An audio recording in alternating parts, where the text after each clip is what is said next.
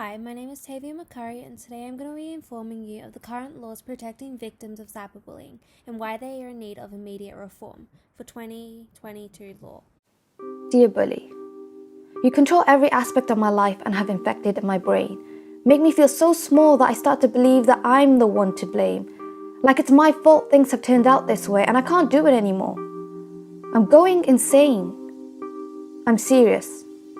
I'm done. I'm tired of always being the victim to your fun. I can't take it anymore.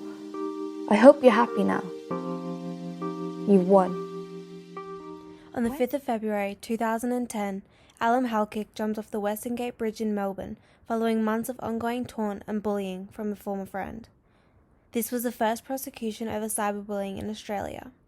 Shane Gerarda states, "I did not realise the effects of my words." Cyberbullying is becoming increasingly prevalent in schools across Australia. Despite the Queensland Government implementing the Anti-Cyberbullying Task Force, Australia is yet to dedicate a legislative action against bullying. As a result, the injured party primarily focuses on laws capable of extending responsibility beyond the perpetrators to schools, particularly through negligent liability. Schools across Australia are required to adapt and exhibit the relevant procedures to prevent cyberbullying, but have failed to consider the inclination of cyberbullying as becoming extremely detrimental to the victims. Our current legal system fails to protect and adequately compensate the victims of cyberbullying in schools across Australia, and thus calls for an immediate reform. The victims are turning to the courts gradually in order to seek compensation for the damages caused to their well-being. Regardless of the nature of the cyberbullying as opposed to physical bullying, the psychological harm is no less destructive. School authorities are the likely target of action due to the greater resources to meet a compensation award. However, the action available for cyberbullying are severely limited. Negligent liability is a predominant protection for victims of bullying in modern society. The Civil Liability Act of 2003, in conjunction with the Common Law Principles, and the Education Act of 2006, obligate school authorities to provide students with a standard duty of care, extending to the protection from another student's demeanour. Additionally, the law requires schools to ensure that appropriate preventative measures are implemented to deal with incidents in a prudent manner. Perceptibly, the geological location of the students and the time at which the incident occurs is not sufficient to argue a failed duty of care. Geyer and Downs 1977 articulates that the duty of care is dependent upon the existence of a relationship between the teacher and the pupil, in the particular circumstances of the case. Due to the fact that cyberbullying occurs online, it would be almost impossible for a plaintiff to display a relationship. Thus, the duty of care should extend to a school-hosted web pages and the school's control over the hosting server. Arguably, the duty should correspondingly extend to students utilizing school computers to access sites hosted on third-party servers. This would provide sufficient to establish that a relationship existed at the time of the incident. Despite the law recognizing a right to compensation for psychiatric and psychological injuries, the law remains problematic for the victims of cyberbullying in schools due to the precise limits of liability. A plaintiff that suffers psychiatric harm from cyberbullying in all Australian jurisdictions other than the Northern Territory and Queensland are required to prove that they are of normal fortitude. The courts are therefore required to make their own intuitive decision with consideration to the individual factors and external stresses of the plaintiff. In the alternative, Queensland and Northern Territory reflect common law principles, submitting that unless the reaction to cyberbullying was beyond the bounds of reasonable foreseeability, the defendant will owe a duty of care. The standard of care to which school authorities are required to provide the students is based upon the reasonable person test.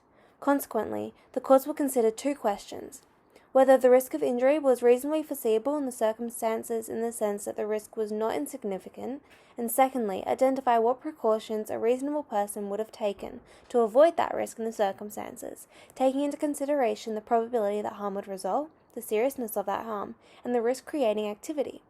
The most problematic issue for victims of cyberbullying in modern schools is the satisfaction of causation.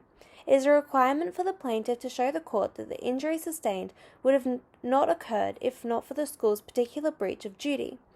Thus, the failure to supervise students would not be sufficient causation if the failure to supervise did not contribute to the injury prevalent. Concerns regarding child safety is becoming increasingly widespread in the community of schools, and questions are arising as to the involvement of teachers in peer bullying. recent media attention is labelling schools as having negative involvement in the protection against other students. As a result, the public has a strong interest in the implementation of stricter cyberbullying legislation and policies. Studies have shown that schools responsive to a student's needs and have a whole school approach to optimizing their well-being encounter lower levels of bullying. Therefore, with the new anti-cyberbullying task force commencing by the Queensland Government and a reform for the current legislation protecting those victims, actions against school negligent liability will decrease and students will be held accountable for their actions. The current limitations surrounding negligent liability prove difficult for victims of bullying to obtain equitable compensation for the damages caused. By articulating and implementing cyberbullying laws within Australia, it would not only educate the younger generation regarding safety towards technology, but would also provide an effective deterrent. The current form of policies available to schools across Australia fail to identify appropriate and equitable consequences for cyberbullying, suggesting that implementing legal ramifications directs a message to society that it will not be tolerated. New Zealand's introduction of the Harmful Digital Communications Bill of 2013 takes into consideration the rising development in technological advances and reflects proportionate consequences, including fines, which not only avoids juvenile imprisonment but aims at educating the younger generation. It is highly important that complaints regarding bullying are taken seriously by those charged with the responsibility to provide a duty of care and immediate actions implemented to balance the needs of victims in society. Premier Anastasia Palaszczuk has implemented an anti-cyberbullying task force for Queensland, stating that it made 29 recommendations and we are well on the way to delivering them. While we are making progress, though, there is still a lot to be done. This has provided a comprehensive framework for addressing the prevalent and effects of cyberbullying in Queensland. Our current legal system fails to protect and adequately compensate the victims of cyberbullying in schools across Australia, and thus calls for an immediate reform. New Zealand's introduction of the Harmful Digital Communications Bill of 2013 provides proportionate consequences for cyberbullying and acts as a deterrent for the younger generation. Implementing further legal ramifications into society will allow for appropriate and equitable consequences for cyberbullying.